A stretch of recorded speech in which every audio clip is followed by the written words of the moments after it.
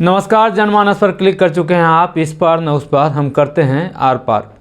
बिहार की मौजूदा सरकार अब बस कुछ ही दिनों की मेहमान है। जी हाँ, नीतीश सरकार बदलने वाली है। पूरी स्क्रिप्ट लिखी जा चुकी है। खरमास के बाद यानी 14 जनवरी के बाद किसी भी दिन बिहार में राजनीतिक धमाका होने वाला है। यह तो तय है कि सरकार बदल जाएगी। अब बात करेंगे कि अब आप कहेंगे कि क्रिकेट की तरह राजनीति में भी अनिश्चितता होती है। कोई प्रिडिक्ट कैसे कर सकता है कि आगे क्या होने वाला है। ऐसे में हम सरकार बदलने की बात कह रहे हैं। यह पूरा वीडियो जब आप देखेंगे तो आप भी यही कहेंगे कि बिहार में बहुत जल्दी सरकार बदलने वाली है।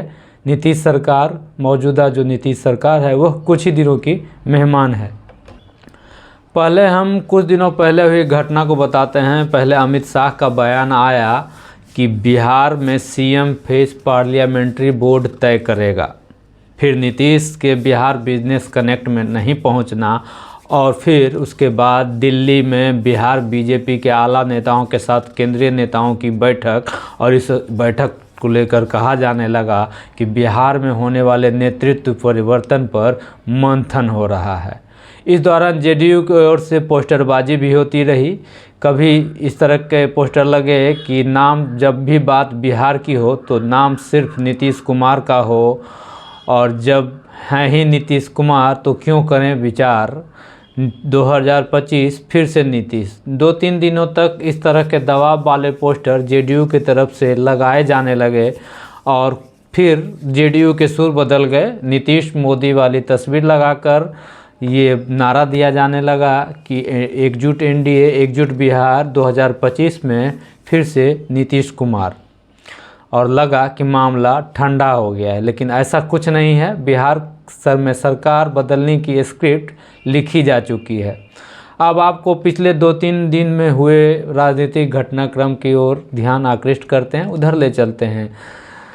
25 दिसंबर को जब अटल बिहारी वाजपेयी जी का पूरा देश जन्मदिन मना रहा था, बिहार में भी इसे लेकर कार्यक्रम आयोजित थे। बिहार बीजेपी कार्यालय में भी कार्यक्रम था, और डिप्टी सीएम कार्यक्रम को संबोधित कर रहे थे। अपने संबोधन के दौरान डिप्टी सीएम विजय सिन्हा ने कहा कि अटल जी को सच्ची श्रद्धांजलि तब होगी जब बिहार में भाजपा की सरकार होगी। उन्होंने कहा कि हमारे मन के अंदर जो आग जल रही है वह तब शांत होगी जब बिहार में भाजपा की सरकार होगी।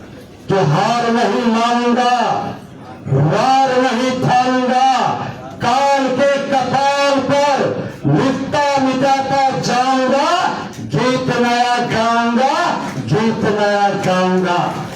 हम सबकी सच्ची श्रद्धांजलि के लिए, हम सामाजिक सौहार्द, हम बिहारी सब पर भारी का भाव अपने सकारात्मक ऊर्जा के साथ, अपने सांस्कृतिक विरासत के साथ, अपनी उस ऐतिहासिक अनमोल जो हमारे पूर्वजों ने दिया है, फिर से उसको स्थापित करने का, एक नए माहौल बनाने का। भारत के इतिहास में बिहार का इतिहास अमिट है, उसको जगाने का, हर बिहारी को गौरवान्वित करने का, पलायन नहीं, बाहर के लोग बिहार आए, ऐसा माहौल खड़ा करने का संकल्प लेकर जब बिहार में अपनी सरकार बनेगी तो सच्ची श्रद्धांजलि हमारे सर्वोत्तम बिहारी वाजपेयी जी का होगा।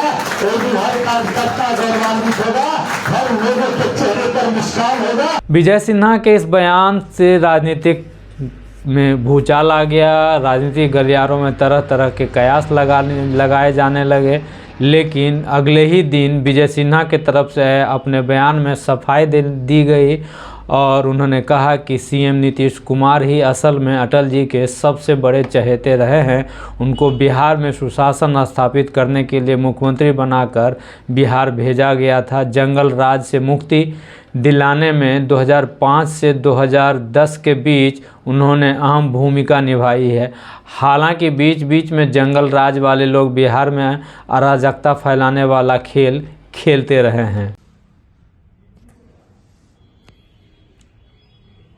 अटल जी के सबसे बड़े चहेते बिहार के मुख्यमंत्री नीतीश कुमार जी थे, और उनको यहां सुशासन स्थापित करने के लिए भेजा गया।